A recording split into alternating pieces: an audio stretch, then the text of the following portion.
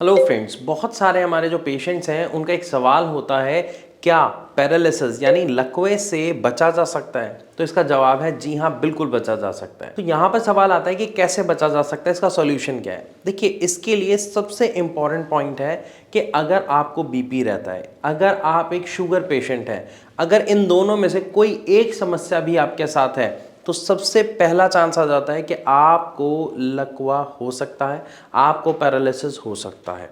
तो पहली पहचान क्या कि अगर आपको हाई बीपी की प्रॉब्लम है, अगर आपको ब्लड शुगर लेवल बढ़े हुए हैं तो आपको पैरालिसिस हो सकता है। लेकिन सवाल आता है कि ऐसा क्यों हो सकता है, पैरालिसिस का शुगर और ब्लड प्रेशर से क्या लेना देना। तो यहाँ पर ही इसका सीक्रेट छुपा हुआ है, जिससे आपको पता चलेगा कि पैरालिसिस किस कारण से होता है। जब भी किसी भी व्यक्ति को पैरालिसिस होता है तो उसके सिर्फ दो कारण देखने को मिलते हैं, या तो स्ट्रोक या ब्रेन हैमरेज।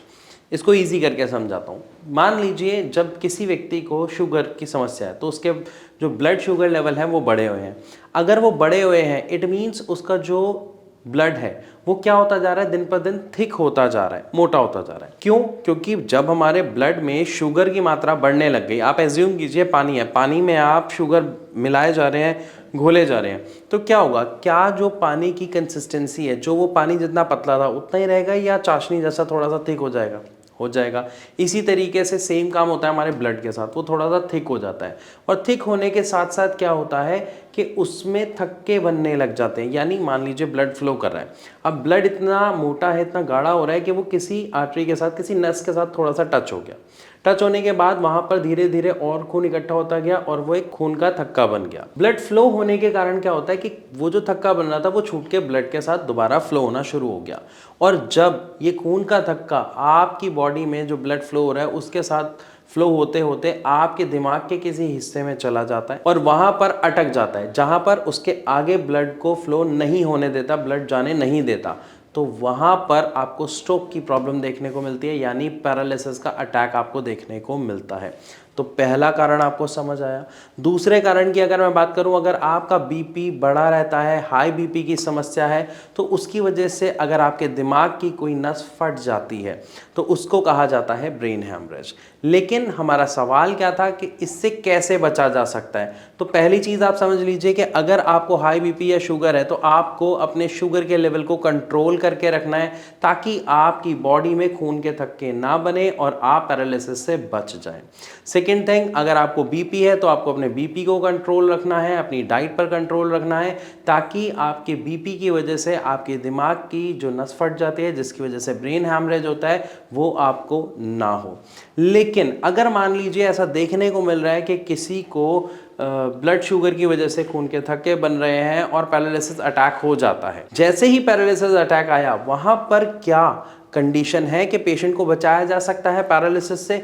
तो यहां पर भी इस सवाल का आंसर है हाँ। लेकिन कैसे? हमें जल्दी से जल्दी उस पेशेंट को एक अच्छे हॉस्पिटल और एक अच्छे डॉक्टर तक लेकर जाना होता है।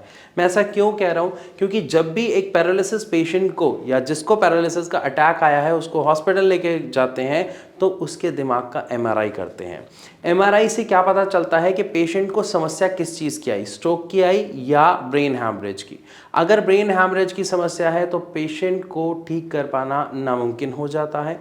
लेकिन अगर यहाँ पर समस्या है स्ट्रोक की, तो अपने उस पेशेंट को हम बचा सकते हैं। किस तरीके से? डॉक्टर्स एक इंजेक्शन देते हैं जिससे वो जो खून का थक्का है वो डाइल्यूट हो जाता है और ब्लड फ्लो दोबारा होना शुरू हो जाता है, जिसकी वजह से ब्रेन को ब्लड मिलता है यानी ऑक्सीजन मिलता है और आपका सारा सिस्टम सेम वैसे ही फ्लो होना शुरू हो जाता है, यानी आप पैरालिसिस से बच जाते हैं। सिर्फ थोड़ा बहुत फर्क कुछ आता है बॉडी में, लेकिन वो कुछ खास नहीं होता है। तो इस तरीके से एक पेशेंट को पैरालिसिस से बचाया जा सकता है अगर शुरुआती 4 घंटों से पहले पहले उस पेशेंट का ट्रीटमेंट हो जाए, यानी वो इंजेक्शन उस पेशेंट को दे दिया जाए।